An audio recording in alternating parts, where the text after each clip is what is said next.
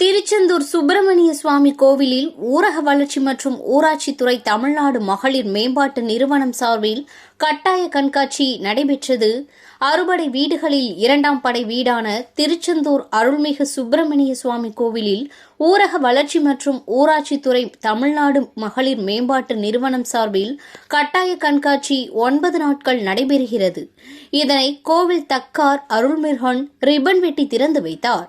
இந்த கண்காட்சியில் தூத்துக்குடி மாவட்டம் வாங்கல் மற்றும் விற்பனை சங்கம் சார்பில் பெண்கள் சுய உதவிக்குழு மூலம் பனை ஓலையில் இருந்து தயார் செய்யப்பட்ட குடை, தொப்பி, கீச்செயின், பெட்டி உள்ளிட்ட மதிப்பு கூட்டும் பொருட்கள், மண்பாண்ட கலைஞர்கள் மூலம் செய்யப்பட்ட விளக்குகள், டம்ளர், தண்ணீர் குவளை, அகல் விளக்குகள், மண்பானை உள்ளிட்ட பல்வேறு பொருட்கள், பெண்களுக்கு தேவையான கைப்பை உள்ளிட்ட பல்வேறு பொருட்கள் இந்த கண்காட்சியில் இடம்பெற்றிருந்தது.